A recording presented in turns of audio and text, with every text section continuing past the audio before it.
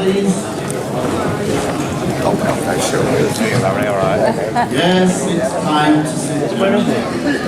Thank you. Ladies and gentlemen, I'm glad you could make it with us again. Right? Do you want all the lights out? No.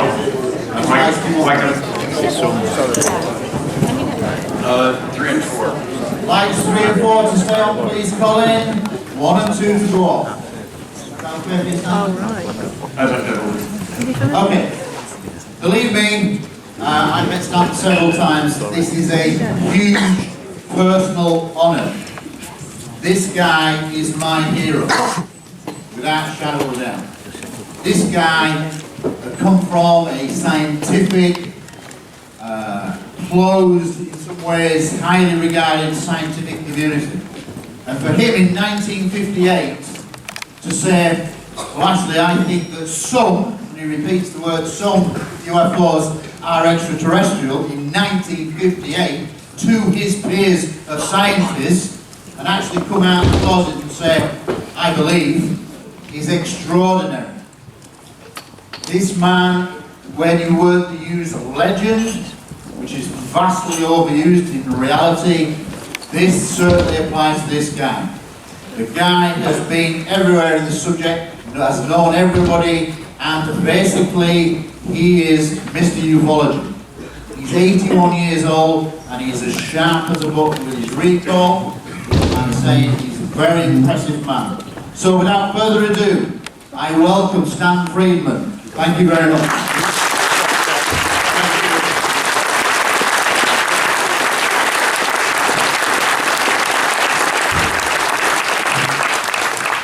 A slight correction in order. I read my first book on the subject in 1958, didn't give my first lecture until 1967.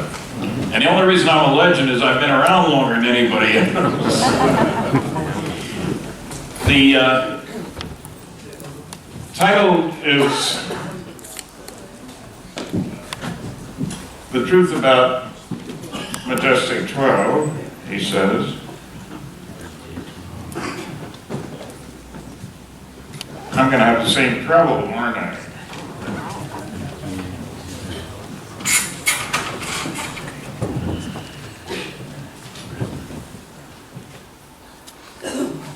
Oh.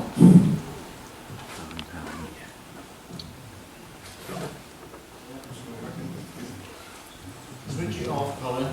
I'll put it back on again. That's a classic.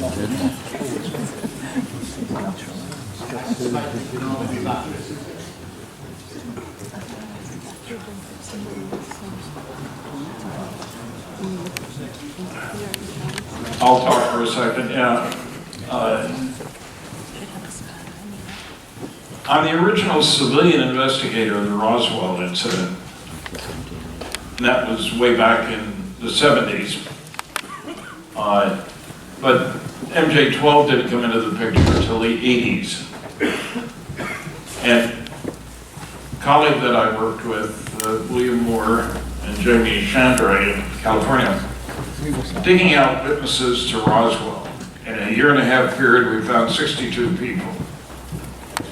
And it was hard work. This is before the internet. I know some of you didn't exist before the internet, but it's much easier to find people now than it was then. But finding all those people, we didn't have a coherent picture of what the government was doing about these things. And I'll be talking a little bit about proof that Project Blue Book was not the central organization handling the hot stuff, the good stuff, the crash saucer stuff. There have been several crash saucers, but it was only in December 1984 that we received a roll of film in the mail on which, from no return address, but from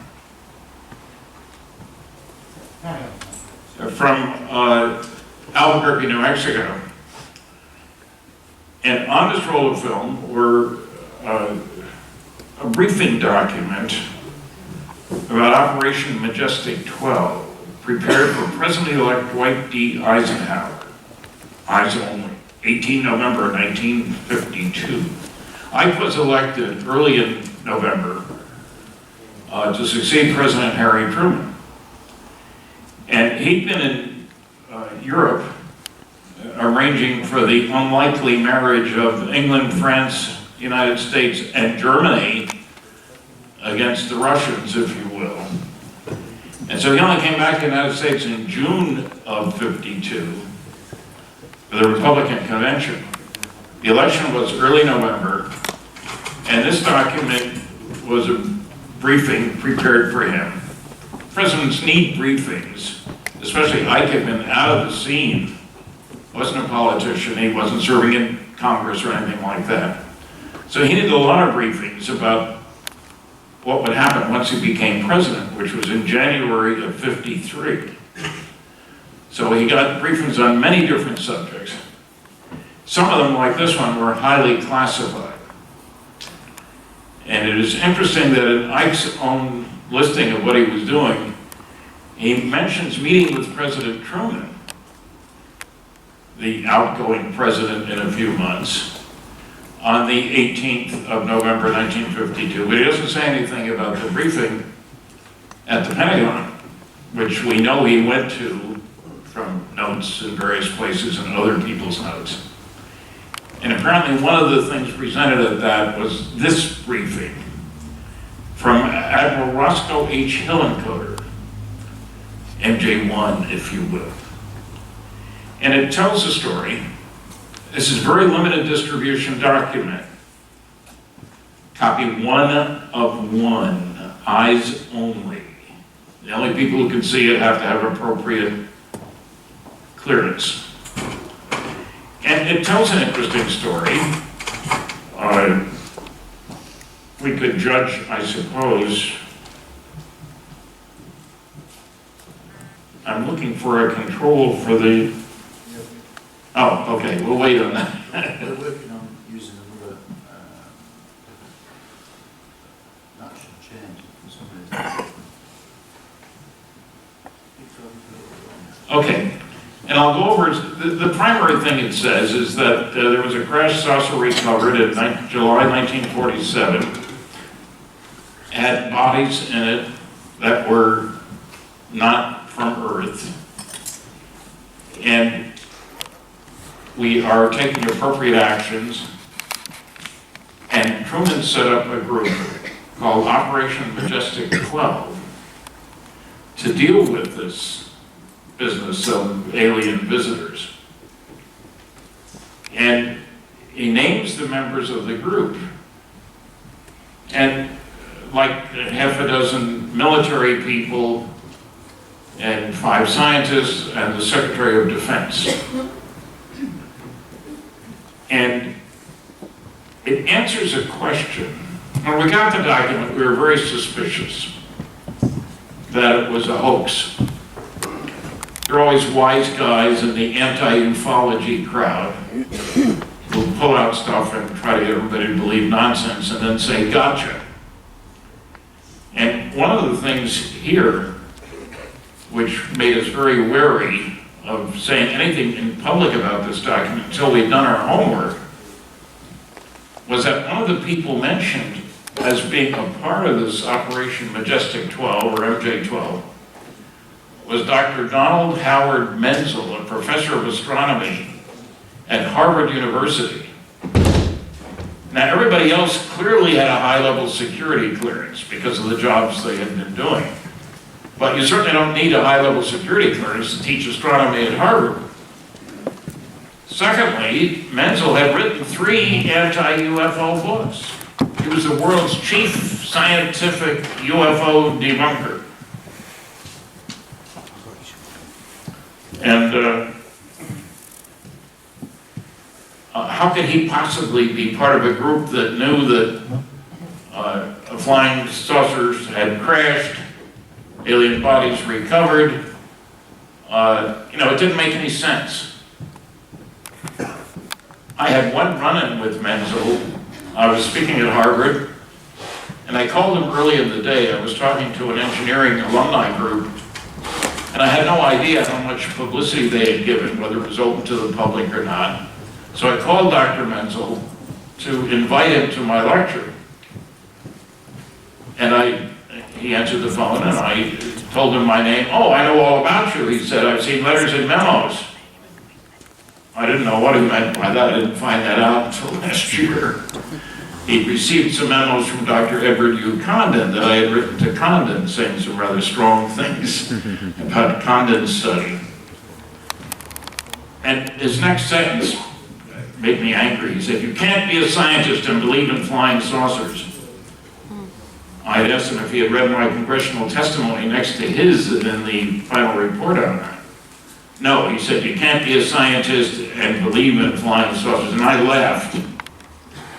That was a stupid thing to say, I thought. And he got angry and started to bluster. And I said, "Look, I didn't call to argue with you. I called to invite you out of courtesy to my lecture, because I'm speaking on your campus." So, "Oh, well, of course I won't be at the lecture." And I told the story that night, so they would know that I wasn't afraid of Dr. Menzel. So that was a few years before this. We get this roll of film, we processed it, and here's this briefing document mentioning Menzel among others. And we had to do a lot of homework. And I wound up talking to families of all 12 except one, last name Smith. I don't like looking for people with the last, John Smith kind of thing. And so I found a couple of other things that mentioned Menzel, and I checked on his papers at Harvard. And I had a lot of papers, and there was one item that I saw that was from a lawyer in Boston to Dr. Vannevar Bush, who was another member of this group, who was really Roosevelt's science advisor and went on to be the top dog scientist in the United States under President Truman as well. And I called that lawyer because the memo that he wrote to Dr. Bush said something about, "Thank you for your help in clearing Dr. Bush of the charges of disloyalty against him and for making sure that his security clearance was not taken away." And I'm looking at that, what the heck does that mean? Why do you need a security clearance to teach astronomy at Harvard? I called the lawyer and he said, "Oh, there's 1,000 pages of the file of those hearings, 1950 hearings, in the Menzel papers at Harvard." Well, Menzel, like all the other 11 members of the team, was dead. The last survivor had died 3 months before we got the roll of film. How convenient. But there was no way to talk to any of the original members, in other words, so we'd have to find out other ways.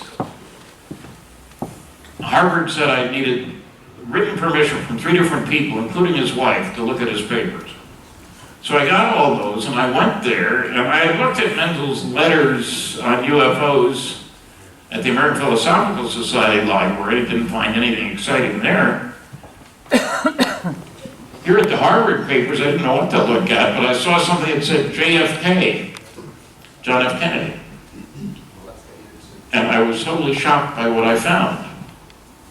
There's a letter from, there were a number of letters. It was clear that Menzel and Kennedy knew each other, even had breakfast on occasion. Menzel was on the board of overseers, Kennedy was on the board of overseers at Harvard. And his area of interest, each member of the board picked an area, and his was astronomy, and he worked with Menzel. And there's a letter from Menzel to John F. Kennedy saying, there's one area where I may be of assistance to you. Kennedy had just been elected. That's with regard to the very special National Security Agency. I've had a longer continuous association with them of anybody in the country, 30 years, and their Navy predecessor. When we are properly cleared to each other, I can tell you more. What was that all about? To make a long story short, I did a lot of looking at Menzel papers. And it turns out he was a world-class cryptographer. He was head of Navy Communications Reserve Unit in Cambridge, Boston, for many years. And yet, big articles about him in Sky and Telescope magazine. 2 issues were devoted or dedicated to Menzel.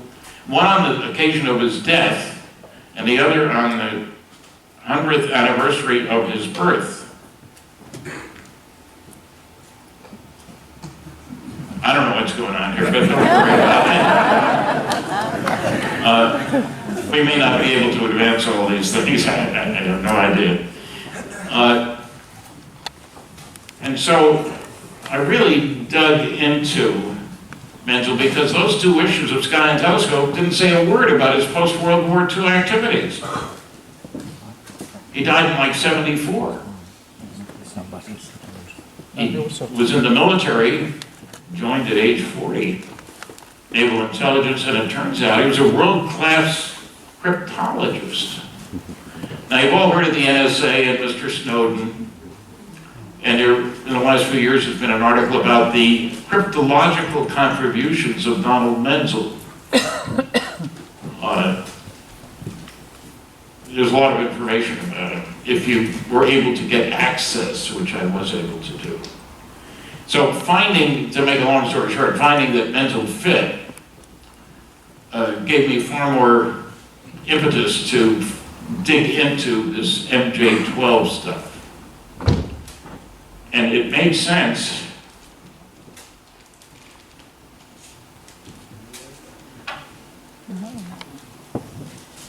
Keep talking. They've taken everything away. I was intrigued. The last survivor had died, as I said, 3 months before we got these documents. And he was the firstborn and the last to die of the group. And it's obvious somebody waited until they were all dead before sending this roll of film.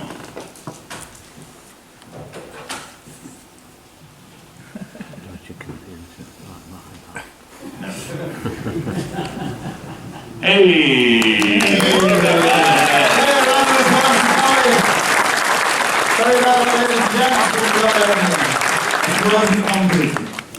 Now I intended to start by saying thank you to Gary for bringing me here and for putting on such an incredible conference.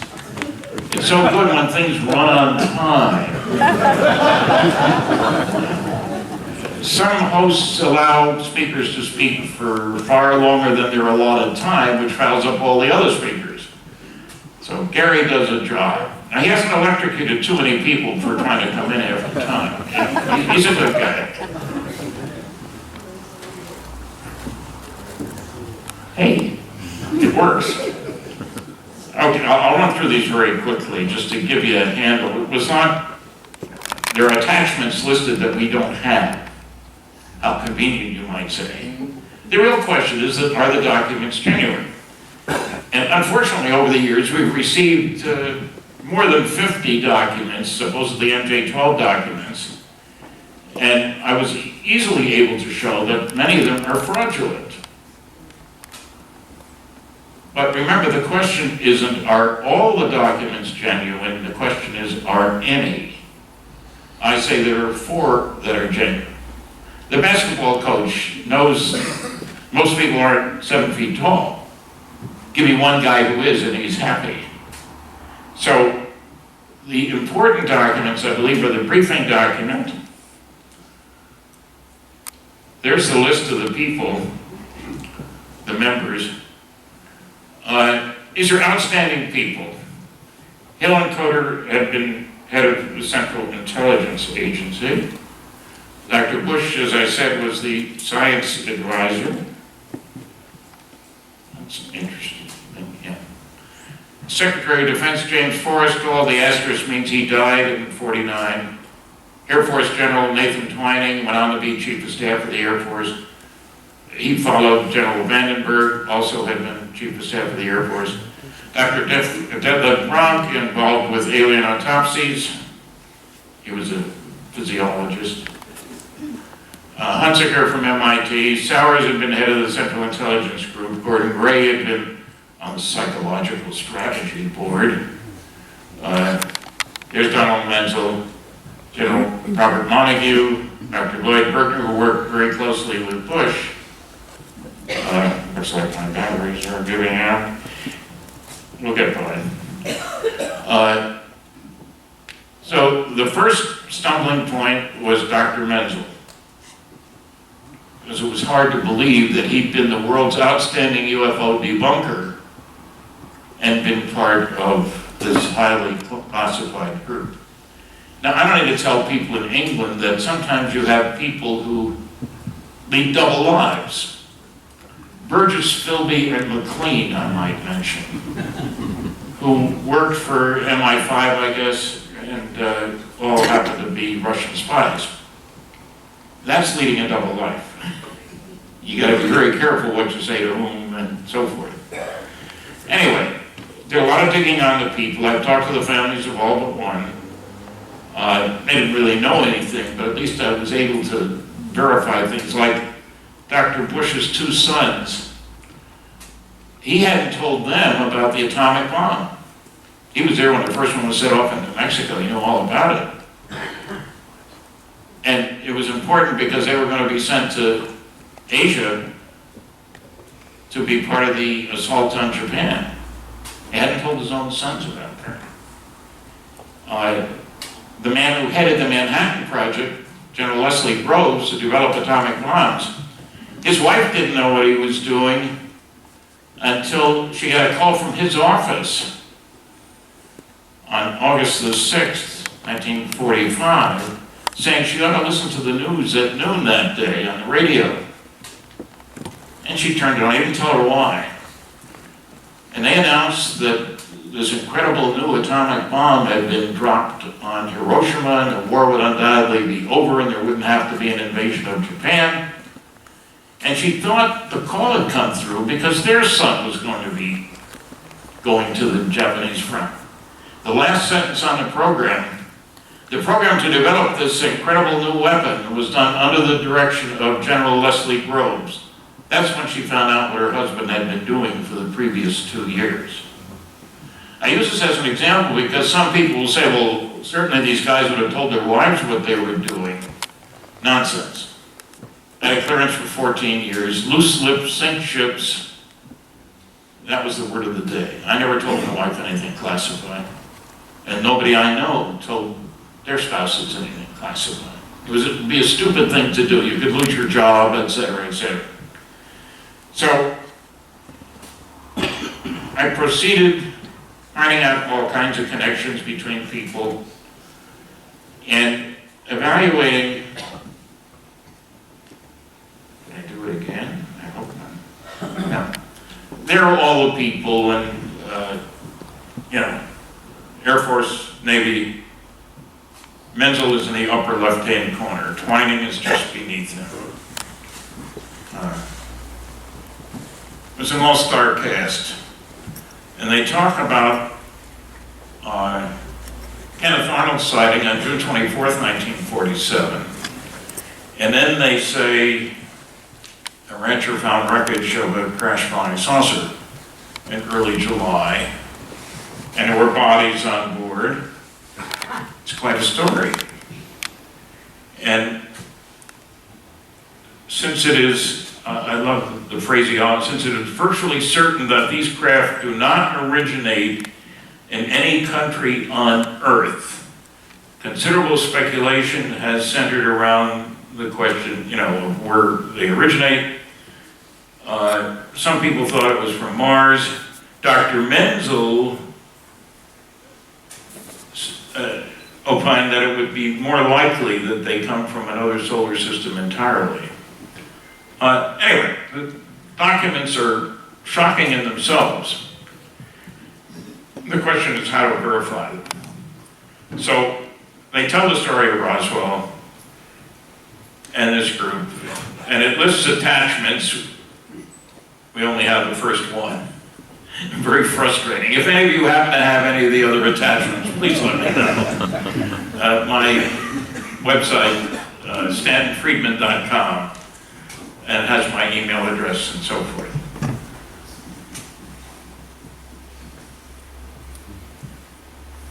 There's a great attachment. Now, here's another document.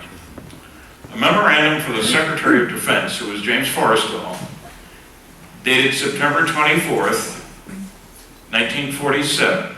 Dear Secretary Forrestal, as per our recent conversation on this matter, you are hereby authorized to proceed with all due speed and caution with your undertaking. Hereafter, this matter shall be referred to only as Operation Majestic 12, and mentions that Dr. Bush and the Director of Central Intelligence will be looked to for advice, Harry Truman. Now, a couple little tricky details here. If you look at the date, September 24th, 1947, period. And the 1947 is slightly offline with the September. That raises a question. Obviously, it was in a typewriter twice. And I don't put periods after the date.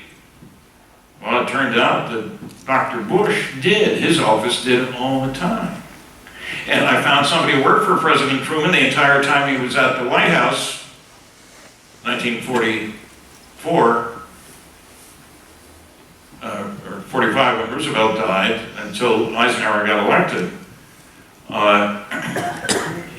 He always put periods after the date. Dr. Bush did. But I found somebody, George Elsey, who was at the White House all that time. And I asked him questions about these documents. I called him, asked if I could send them to him, and then call him and get his opinion about them. And just before I called him to get his opinion, I suddenly realized if he knew anything, he couldn't tell me. So I asked my questions in such a way that he could answer without violating security if he did happen to know anything. You know, I didn't say are the documents real. I asked, did you see any reason to think that the documents were fraudulent? No. If such an event had happened, you recognized all those names on the list, right? Yes. Do you have any reason to believe if such an event as the crash of an alien flying saucer had occurred, that Truman would never have asked that guy to be part of such a team? He said no, they were the right people. It was helpful to talk to him. I had several other questions for him. Now, I will say here and now, some people say, oh, that signature was lifted. Well, I don't know about you, but if you prepare carbon copies of letters, the only one that's signed is the one that goes to the person who's addressed. I got loads of documents from archives, and the carbons don't have signatures on them. So I asked somebody who used to work for the CIA, I said, is it possible that Hillcoder, who had been head of the CIA, had had a signature lifted? They said, of course. That was comforting coming from a guy who worked for the CIA. And I even found a document from which the signature was probably lifted. And the guy who was briefing Eisenhower was General Walter Beetle Smith, who worked for him in Europe during the war. And so Hillencoder, who also had been a director of Central Intelligence, could have had it typed at the CIA. Only a few people would have clearances for this very highly classified document. So Elsie told me that often letters went into the typewriter twice. The second time to put on the exact date when something would go into effect. So, okay, it didn't bother him at all that the 24, 1947 period was somewhat offline with September. Standard practice. Could the document have been typed at Bush's office? Of course, he trusted Bush and Forrestal, this goes to. So it was nice to hear it from somebody who was there. You can read it. And what I meant about you'll notice that this is a little offline, and here's the period. So it was nice to get the opinion of George Elsey that that's no problem.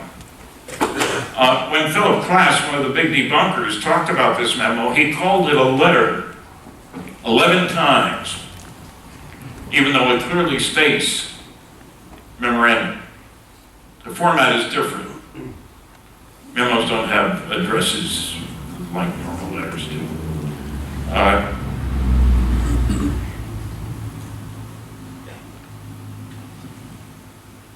Now, I don't know if you can read that. The date of the Truman-Forrestal memo is September 24th, 1947. That was the only date on which Dr. Bush, who's mentioned in the memo, Forrestal and Truman met together during an 8-month period. I found that out from the Truman Library. Had anybody else asked that question? No. Is it just a coincidence that a hoaxer pulls out a date, throws a dart at a dartboard, and comes up with the only date where the three of them met together? Now, Bush and Forrestal often met together. They even played tennis together. But Bush, Forrestal, and Truman, this was the only date in that 8-month period. I mentioned the period, and as I say, according to Elsey, that was not unusual. Now here's one that has caused a lot of grief to a lot of people. Working with Bill and Jamie, they were getting some strange postcards from crazy places, clearly indicating that somebody ought to check things out in Washington at the archives. Now, Bill and I have been to the archives together, National Archives, Library of Congress Manuscript Division, Eisenhower Library, etc. And this was found. They got some strange postcard which strongly suggested they should go to Washington. I have found out that Air Force headquarters intelligence files were being classification reviewed. And I checked to find out when they would be ready, and once they were, Bill and Jamie went to Washington. And one of the postcards had been from Box 189 in Addis Ababa, Ethiopia, sent from New Zealand, something like that. It was a strange combination of things. When they were reviewing these files, which had just been reviewed, between folders, they found this memo from Bobby Cutler, Special Assistant to the President for National Security, to General Nathan Twining. Subject, NSC, National Security Council, MJ-12 Special Studies Project. And it's just a notification that the briefing already scheduled at the White House meeting, rather than following it as previously intended, would take place during the same, at a slightly different time. Please alter your plans accordingly. Your concurrence in the above change of arrangements is assumed. Well, I found that same terminology, and I talked to Twining's pilot, who told me, well, it was standard terminology. Classified document, which in effect says, we presume that you will do what it says here without having to respond to us. Cuts down the communication levels. So that was standard. But you'll notice something. There's no signature. And on the original, this is a red, slant red pencil mark. Top secret restricted security information. Oh, then the bells went off. Some people say top secret restricted was not used by the government at that time. Library of Congress Manuscript Division said that. Eisenhower Library said that. But I found that the General Accounting Office, which was looking for Roswell materials, had mentioned in their 400-page report, page 81, we didn't find anything about Roswell at the certain facility, but we did find some examples of the use of top secret restricted, even though we had been told, Majestic 12 in parentheses, that it was not in use at that time. I called the GAO, General Accounting Office guy, I said, I'd like to get copies of those memos. Can't, Stan, they're still classified. But it was good enough for me that they said this, that this was not an invalid designation. Not a common one, but not invalid. The red pencil mark, when I was at the Eisenhower Library, I asked, what does that mean? Because I found other documents with a slant red pencil mark through the security markings. Oh, well, that's standard practice and we're going to declassify something. Well, I didn't know that, and I've been there several times. How did anybody else know that? That it would be appropriate to put that there. The absence of signature. Well, Cutler was out of the country. We didn't find that out until long after we got the documents. Clearly, this is a fraud, some people said. Well, but wait a minute. I managed to find a document which was from Cutler to the head of the National Security Council, Executive Secretary James Lay, saying, keep things moving out of my inbox while I'm overseas. And I found out that Lay had met with Eisenhower on the date of this in the morning and had a phone conversation with him in the afternoon. And I asked George Elsey, could Lay have written this for Cutler? And he said, to my surprise, of course he could have. They sat right next to each other at the meetings of the National Security Council. They each got copies of everything the other guy produced. A simple memo saying change the time of the little meeting would certainly have been taken care of by Lay. I was very glad to get that opinion from somebody who was there. Not secondhand, he was there. And I found other things without Cutler's signature during that time frame. Now, there's something else about this memo. It's done in the large pica type, not the small elite type. And the noisiest negativist of them all, a guy named Philip Klass, senior avionics editor for Aviation Week and Space Technology, big UFO debunker. He challenged me, perhaps you didn't notice that that was done in the large pica type. But the standard for the NSC was the small elite type, and I've got 9 memos to prove it. I challenge you to provide any genuine memos done in the same size and style type. And I'll give you $100 each, up to a maximum of 10. But it's got to meet certain criteria, signature and other details. Well, the first thing I did was went to my files, found 20 documents done in the large pica type.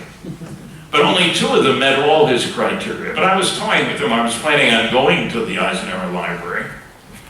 So when I went, I pulled out 14 done in the same size and style and meeting all his criteria, made copies, sent him an invoice for $1,000. He said maximum of 10.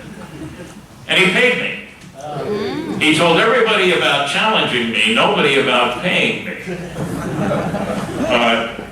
And got very upset when I published a copy of his check. It's here someplace. This is the original of the memo. This was photographed at the Library of Congress Manuscript Division. That's why I said, I don't know if you can tell from that, but it's red here. And there's also a watermark here which shows the name of the company that made it. And we found that the government bought loads of that watermarked onion skin paper. Some of you maybe weren't around when they were using typewriters, those old-fashioned printers. But so this picture was taken at the archives up against the window, so you can see the watermark, which you can, believe me, on the original read.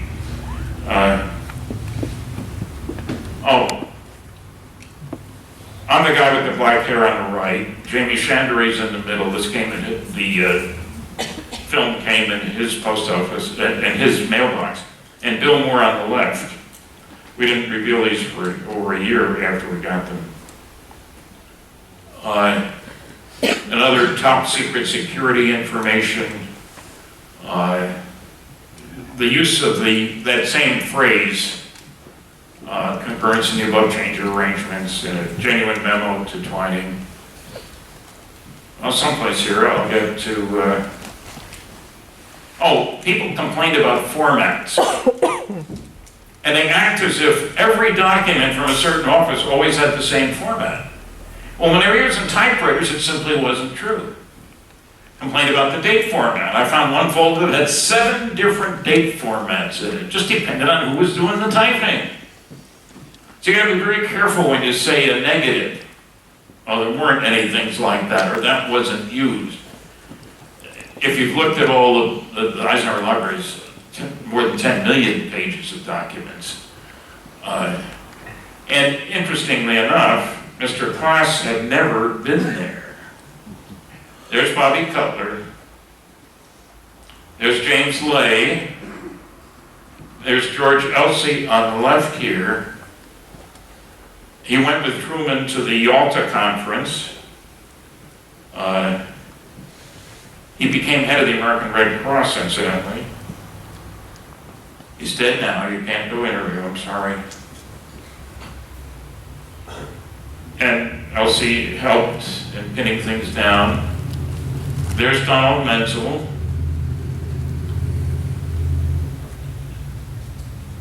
Oh, this is the letter from the attorney mentioning Menzel and this crazy security clearance. There was nothing about this trial in the New York Times or the Washington Post.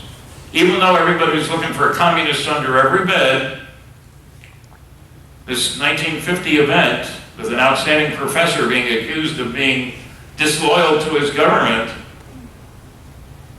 isn't mentioned in the New York Times or the Washington Post, which is kind of interesting. There's about Menzel. Now, it's interesting. One of the objections, and we'll get to that check. One of the objections was that the briefing officer was listed as Admiral Roscoe Hillenkoetter, but he was only a rear admiral. Obviously, the documents are fraud. Well, it turns out all the military men had generic ranks. In other words, you used the word general, whether it was a brigadier general, lieutenant general, major general, 4-star general. You used the word admiral, whether it was rear admiral, the other kind of admiral, there were 3 kinds anyway. Well, I looked at Goodpaster's files. He was Ike's staff secretary, General Goodpaster. He listed attendees at meetings, including himself, General Goodpaster, but he signed it Brigadier General Goodpaster. I asked 2 different archivists, would it bother you, these generic ranks? Standard practice, I used them. I looked in a book I had by Eisenhower, and he sure enough did.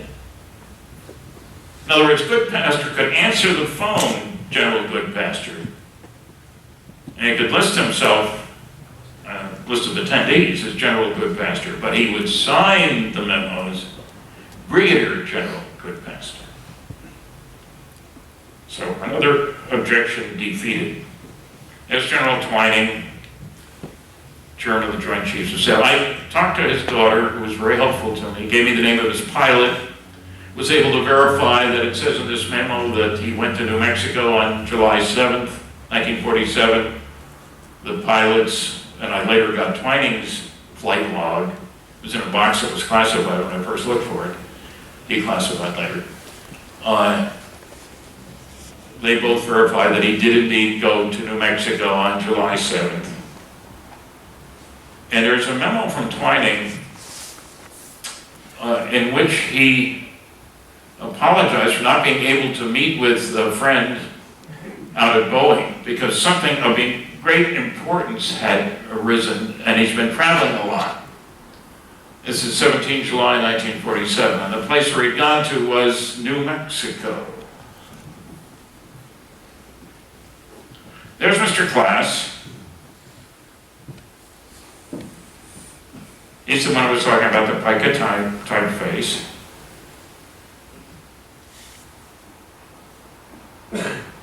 Here's his check. And I was a good guy. I took away some of the bank numbers at the bottom of the check. But I was recently at the American Philosophical Society library, and Phil Klass's papers, there's no Stanton Friedman file. We corresponded for more than 20 years. He told everybody about challenging me on the pica type. Nobody about paying me. And he got very angry when I published this check in one of my reports. Threatened to sue me. And I told him, Phil, you sent me a check. I Xeroxed it. I took the check to the bank. They cashed it. I can do whatever I please with the Xerox. And he shut up. But it's typical of the intellectual bankruptcy of the pseudoscience of anti-ufology. I like the way that sounds. You know. There's 250,000 pages of National Security Council material at the Eisenhower Library. You cannot generalize from 9 to 250,000. If there were only 100 documents and you had 99 that what typeface was, the same typeface was used, that's one thing. 100th probably had the same typeface as well. But from 9 to 250,000, sorry, you can't draw any rational conclusions. Not surprisingly. Mr. Klass was not known for rational conclusions.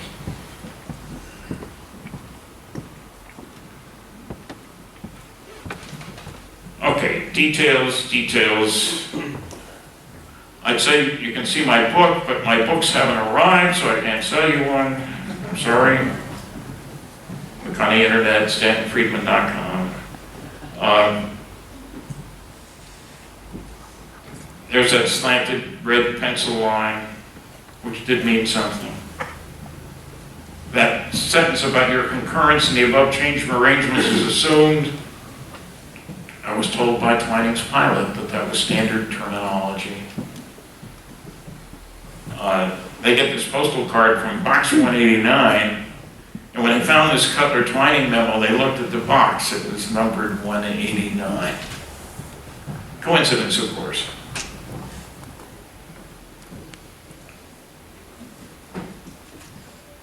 Just going over again some of the evidence. Now, there are those in ufology who will claim there's no classified information sitting around out there, and the government's revealed everything.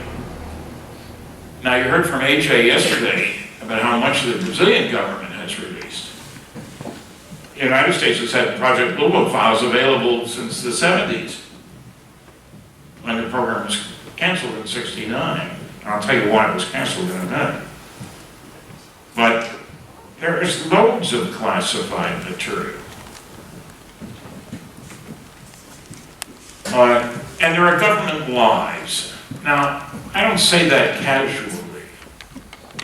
I get upset when the government lies to me, or to you, or to anybody else. Your government, my government, anybody's government. In representative democracies, you're supposed to be able to trust your government. It says here. So, one of the best examples of data about flying saucers is this Project Blue Book Special Report number 14, dated 1955. The work was done for the Air Technical Intelligence Center at Wright-Patterson Air Force Base, done by somebody whose connection was classified and isn't in the report. I found out because I had dealings with some of those people. Battelle Memorial Institute in Columbus, Ohio, just down the road from Dayton, Ohio, where Wright-Patterson Air Force Base is. Now, here's what the Secretary of the Air Force said. Got very wide coverage around the world. On the basis of this study, we believe that no objects such as those popularly described as flying saucers have overflown the United States. I feel certain that even the unknown 3% could have been explained as conventional phenomena or illusions if more complete observational data had been obtained. It appeared in newspapers around the world, 25 October 1955. Well, I had a copy of Blue Book Special Report 14 found at the University of California, Berkeley Library, and the guy included the press release. And this statement is lying through his teeth. Why do I say that? Oh, he's not the only one who's made false claims. This is what my University of Chicago classmate, Carl Sagan, said. The reliable cases are uninteresting, and the interesting cases are unreliable. Unfortunately, there are no cases that are both reliable and interesting. Totally untrue. No reference given to any source for this. And Carl did more than anybody to get people interested in extraterrestrial intelligence. Here's the categorization from Blue Book Special Report number 14. Look at the last line. The unknowns, they're the only ones we're interested in. The Secretary of the Air Force said even the unknown 3% could have been identified as conventional phenomena or illusions if more complete observational data had been available. The unknowns weren't 3%, they were 21.5%, which is hardly 3 rounded off. And notice the next to the last line, insufficient information. Separate category, if there wasn't enough data available about a sighting, so the 4 scientists who evaluated all the sightings, it took agreement on part of all 4 to call it an unknown. Any 2 could call it anything else. There's a separate 9.3% for which there wasn't enough information.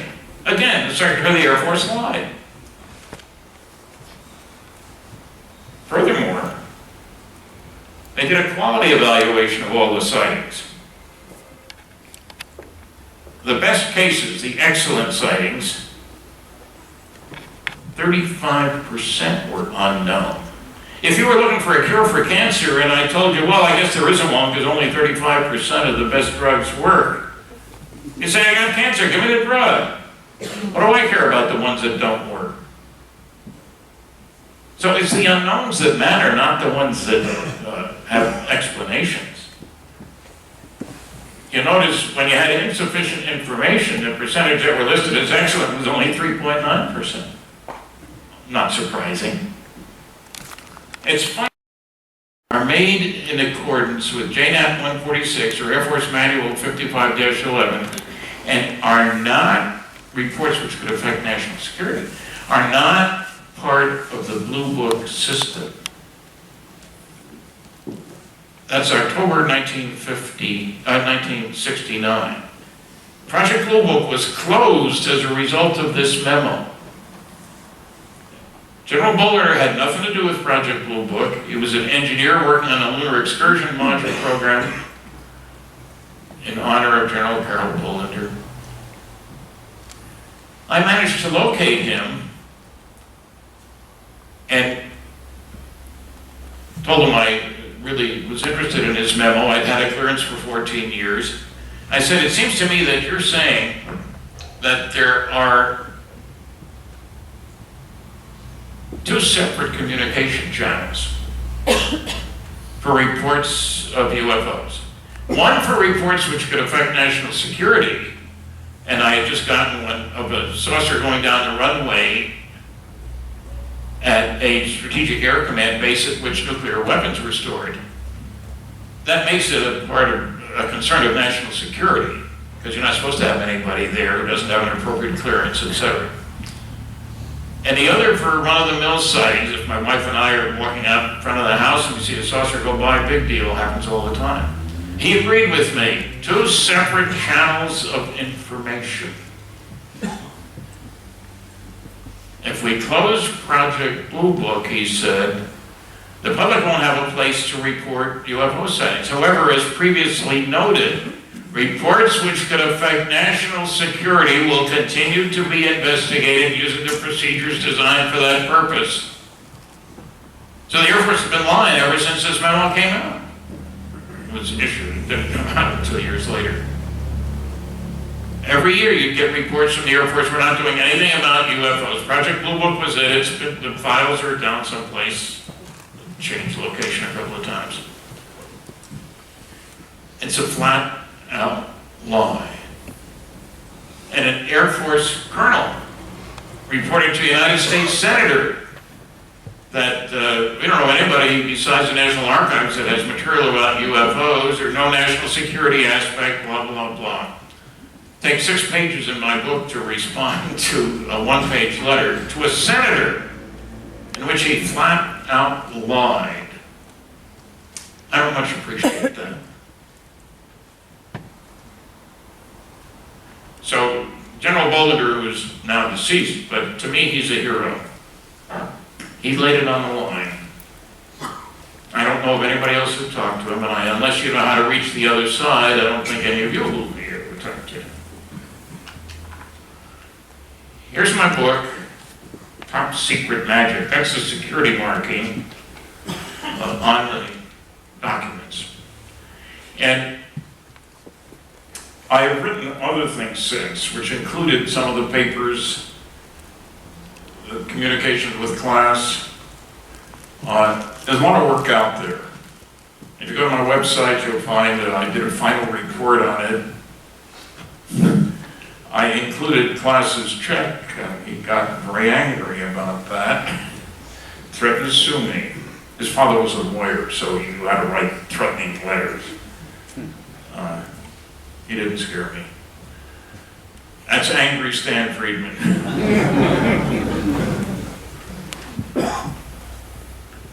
And I go over a lot of details for those who are concerned about details.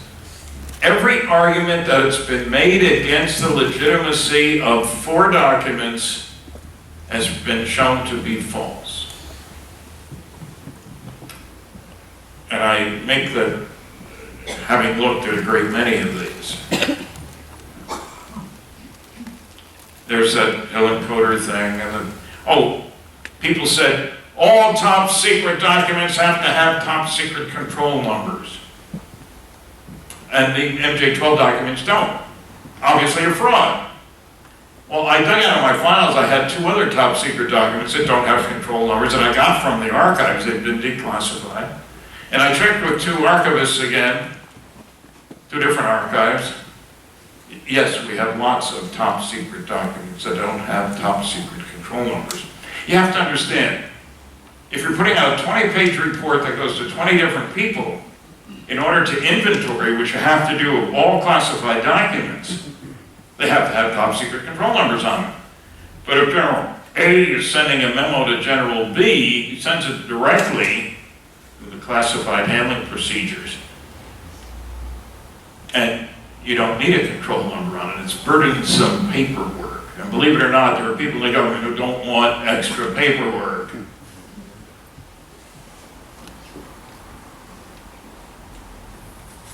Although this is about the signature, I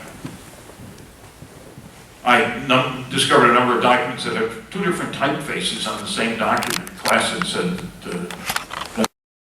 how to put out a press release. And they had pictures taken in Texas, Fort Worth, Texas. General Ramey was head of the 8th Air Force. Colonel Blanchard reported to General Ramey.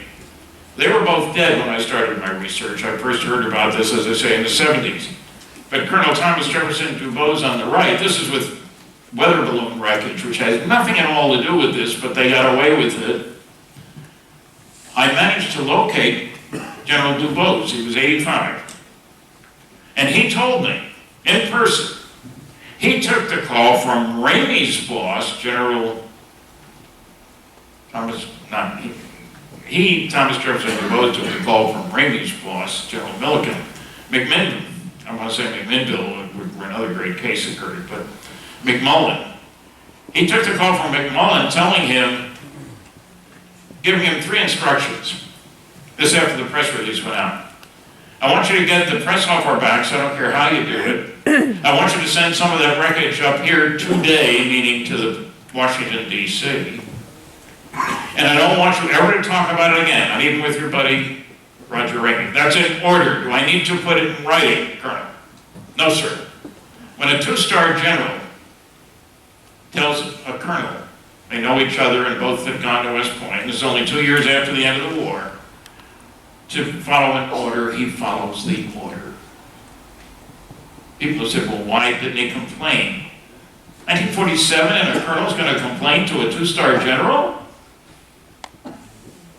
That's not the way the military works. There's a chain of command. And I was lucky to talk to General Dubois. There's another picture. Notice that General Ramey is holding a piece of paper in his hand. because they use speed graphic cameras, which have much better resolution than today's digital cameras, you can blow it up. And Dr. David Rudiak has examined that carefully. You can't tell from this. Well, you can tell there's print there. And includes the words victims of the wreck. Now, everybody knows that weather balloons produce victims, don't they, when they fall? Pretty silly. There's Tommy DuBose. I was taken a number of years ago, as you can tell the color of my hair. Tommy was a great guy, and there is a DVD available, and I don't have any of them here, which includes his testimony, and that of more than 20 people connected with the Roswell case. There's Jesse Marcel, the first guy I talked to. And he was told, you don't say anything. So he's in the picture, but with this phony wreckage. One of the remarkable things about the wreckage at Roswell was that there was extremely lightweight and extremely strong foil-like material. This weather balloon foil, any 3-year-old can tear it.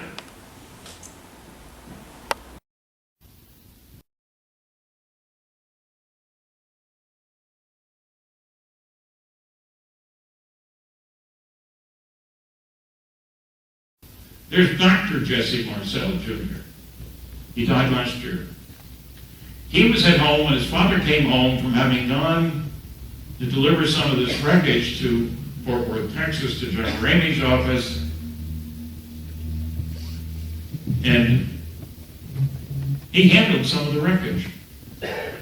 He became a medical doctor, was a colonel, flight surgeon, was called back in at age 68 and flew 225 combat hours in helicopters in Afghanistan.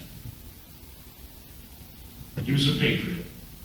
He also had flown some helicopters when he was in Cambodia. And the official record is the United States was never in Cambodia. He got shot down behind enemy lines. Okay, good, thank you. Jesse was a pretty special guy. I was in his home and his father's home. Can you imagine being called back in at age 68 to fly combat time in helicopters? They were a little short of flight surgeons. He wasn't complaining, but he did come back with PTSD. These are Roswell witnesses. The one in the middle was a neighbor of the rancher, her brother. On the left of the picture, the man on the right was the operations officer. He saw the wreckage being taken out to an airplane that was being taken to Fort Worth, Texas. They're all gone now. Her husband was a pilot at the base, and after there was an article in a newspaper about 1980 talking about Roswell, he said, well, I flew some of that wreckage back there, and I saw the bodies. Must be declassified. There was an article in the paper now. I talked to her in person. And found other people to whom her husband had spoken. He flew 57 missions during World War II as well. He told the man on the left that I met with, he was a doctor, shorter. He handled pieces of the wreckage. There's Colonel Blanchard. I had one guy say, oh, he was just a loose cannon. Really? Here's his obituary from the New York Times. He went on to get 4 more promotion and was a 4-star general and chief of staff, a vice chief of staff of the United States Air Force when he died of a massive heart attack at the Pentagon. It's kind of important to include his credentials. All those promotions took congressional approval.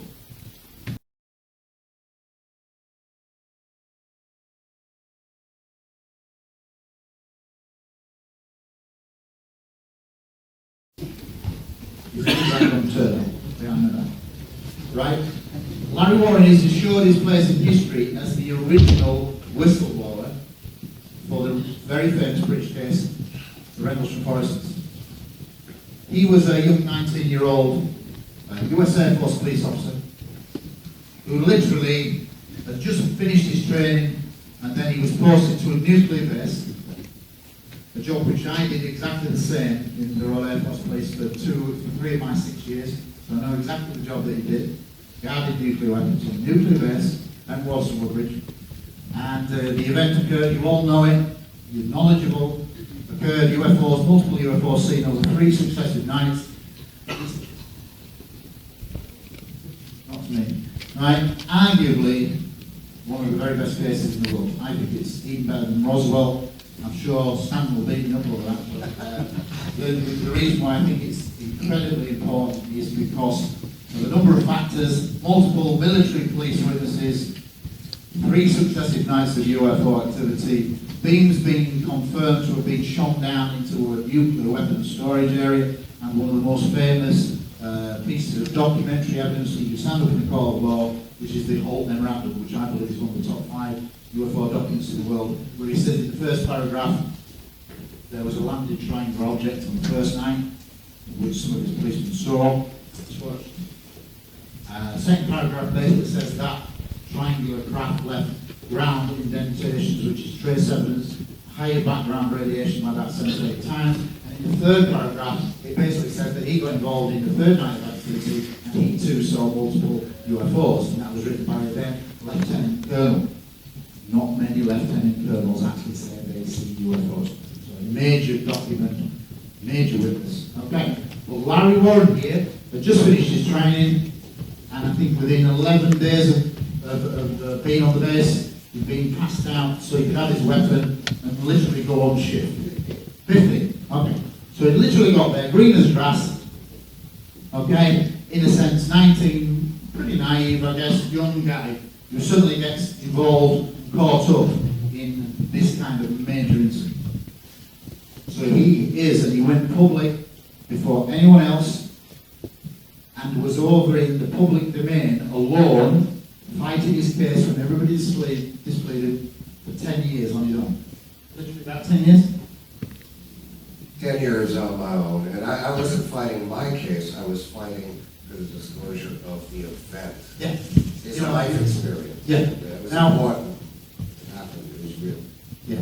Now, Not we're like not here to go into the depth, but there's been a couple of recent developments.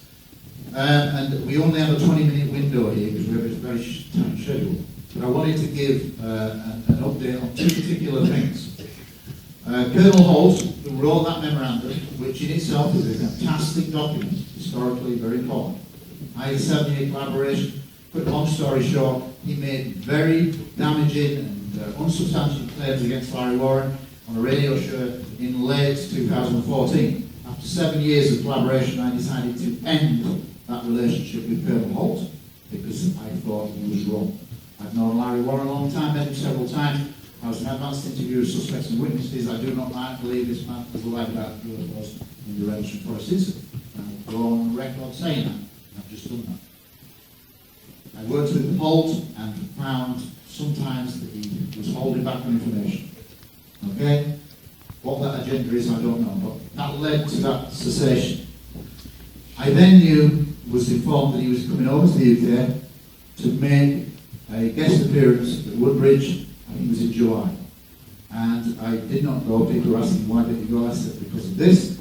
He came and he then repeated a series of, in my opinion, slanderous or substantiated claims, including references to loose comments about his ex-wives. One of which is in the room, or she outside? She's in the back of the room, which was quickly stamped. How a disgrace. I don't know what it is, explain that. But, and this is not a redress so that Larry can slide Halt off. But we have to say that this is a significant event. And something comes into account.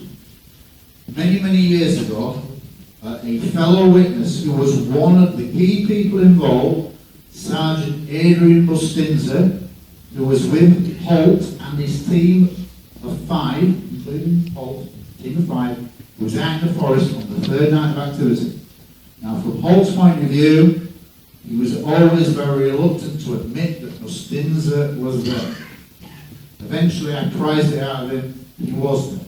Okay? And it's on the audio. Clearly, it's referred to. And he was the go-to guy go get me some light off. He had the ability to drive away, blah, blah, blah. But significantly, and for many, many years, Adrian Bustinza feared for his life.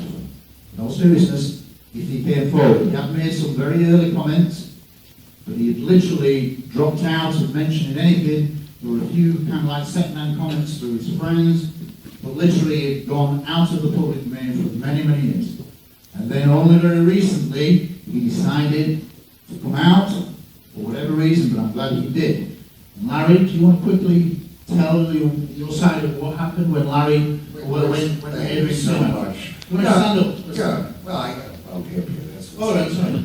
But, you know, a lot of you were down there on Woodbridge for the, Colonel Slander's adventures. And I hope you look for a refund. It's called fraud, where I come from, because you were sold a lemon.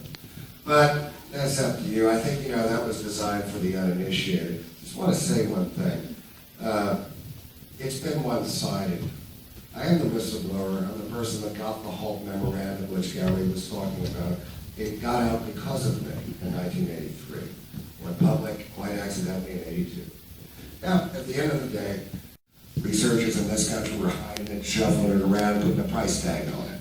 I gave it to Chuck DeCaro from CNN, and it went on the record-breaking CNN special assignment UFOs, the Bentwaters incident, which, believe it or not, that's what this incident was known as. I've known Mr. Friedman since I was 22 years old. I knew Dr. Alan Hynek. It was not like me that popped up. I remember Stan raising an eyebrow too. Who the hell is this guy? But respect to that guy. And by the way, Stan said, I'm just going to divert for a minute. This man, while his bags, everything, did not follow him over, and his books. Now Stan has them there, and I know my name's on one of them. So Stan does pick up his word, please. Support the man, and but away from all that, what happened at Woodbridge was disgusting. My brother Adrian Bustinza decided after all these years, he worked for the Texas Department of Correction, working with I are tight like this now. We put all the pieces together. That's why they don't want us together. That's what happens. This is real. This happened. So Adrian, my brother, I've not heard his voice in 35 years. We joined each other on a radio show called Phenomenon KGRA a few weeks ago. Is that right, Steve? You're more of a brain than me. And I came on the last half hour because we didn't want all the ankle biters to interfere and mess with it. That's what we call the nasty end, ankle biters. Like I say with Rendlesham, if you want to push the chess pieces around with me, you got to remember one thing before you sit down with me. I built the chessboard. That's the truth. Some people hate it. So what happened is, my brother, who people say this, that, and the other, he said, not only were we together, as other people have anyway, it's in the book, we didn't make it up. We were together, we went through it, there was a life form scene. Sadly, it brought up a few things where there was more around me than John. I didn't like hearing that. We all have up to 14 hours missing time after that. Something I skipped over for years. John and I put it together when we did that show because, I don't remember getting back to Central Security Control. I remember being there, but I remember it was sunny. How did that happen? We all have a big gap. Colonel Halt came up and told us to take a camera off. A guy named Brian Cresswell was local Suffolk police. Adrian said that. He said he's lying. He came right up to us. Colonel Halt saw everything we saw, whatever it was, but whatever it was not the Orphan Lighthouse, a meteor, drugs, because we're checked, working with nuclear weapons, we're not high. Now, unfortunately, Mr. Halt, so this is a big deal. If you follow Rendlesham, Adrian Bustinza is public. He may be coming here in December to the UK, and he doesn't want to get into this dance of doom. Who wants your teeth kicked out? My disappointment with Woodbridge, and I'll just say this. My co-author right now, after 2 weeks, and we're going to, because there's more important things going on. Okay. The important thing is here, my co-author, who does nothing fast, but without him, Peter Owen, without him, I would never have a book. He's meticulous. He's, you just don't, when he's on it, the hell of Jerusalem is on him. And he might be that big, but don't mess with him. And so he spent the last 2 months of his good time putting together a new thing. You know what he did with Nick Pope, Deliberate Deception? Our friend Steve right over here, Phenomena Magazine, they put that out. And Peter took, Nick was a friend of ours for 20 years. He showed the deliberate deception in the book Encounter in Rendlesham Forest. Cleverly written. You wouldn't know it if you don't know the score. It's a deliberate deception. I suggest you read that, but what's out today, maybe, is Halt in Woodbridge. Now, I know, can I have a show of hands who was there? I wasn't. I was barred from it, so you know. I was not allowed to attend that. Might make sense why. I'm not going to go down the point by point because you were there. I'm aware of every aspect, even what went on in the woods. My disappointment is people I considered friends laughing along with him as my family's good name was assaulted. That's pretty disappointing. And these are people, can I get a picture? Can I tap you on the back? Can I vampire your energy? We are big supporters. Laughing right away as I'm called a drug addict. There's my son back there. There's my former wife, his mother, who Halt stood on stage in front of you folks and said they would testify in front against me in a courtroom. Well, I might be an a-hole sometimes, and she'd be the first to say it. But there's my ex-wife right back there. That's one of them. How'd you like that done to your family? The disappointment and the damage done here is that he could have been bringing us together. And he did not do it. I call him in our updated book a hero. Because as Gary said, it is the first time a colonel came out. Listen, his name was attached forever with the document. He was given a lot of crap from the military. But he still has said things. But he's decided to take a different route, answer to the federales. And he was truly here, not to give you new information. I know you're all like, oh, we're going to find it all out. I knew you were. I knew you were all in trouble once I found I was barred from it, Peter and any other witness. You're sold a lemon, and there's a fraud law. This new book takes apart every single thing he said. And I was hoping there was one good, bad thing about me he'd come up with. Everything meticulously dismantled. It's up to you what you do about that murder and money you spent to go there. And the promoters of it are just as bad, but what's worse for them, I live in this country too, and I got a lot of time to deal with them. So it's not about that, but you know what, folks, this is not entertainment. I'm afraid a lot of people come to this stuff. I'm not a researcher, I'm a witness. This stuff happened real. You know, this ain't a game. See, we own it. We just because we live there, they don't own it. We own it. Every day, every night, even when you're working, it pops in. It's real. You may not know it. I do. I'm not in the belief business, so wherever you go with that, that's your business. But you got sold 11. The best news is my brothers are coming out. I'm in the majority now. I am alone. Mr. Halt has reduced his circle to that big. Mr. Peniston, 3,000 pounds to speak. First class tickets? Good Lord, the things I learned when I came to these things. Good luck to him. His circle's gone, except for his Kool-Aid eating cult. Jim Jones, remember him? That's where that one's going. The real deal with this, it caused hell on earth. Ask someone that was married to me. Ask any of the witnesses what happened with us. All the damage, this and that. Yeah, we're Yanks, but it affected British people too. But all people, right? And it happened here. So you were sold 11. I appreciate you letting me comment about it because I know a lot of people are curious. Let me tell you, it is dealt with. It's being dealt with. But if you're just a cursory wanting entertainment, it probably doesn't matter anyway what I'm saying. But thanks for your time. Thank you.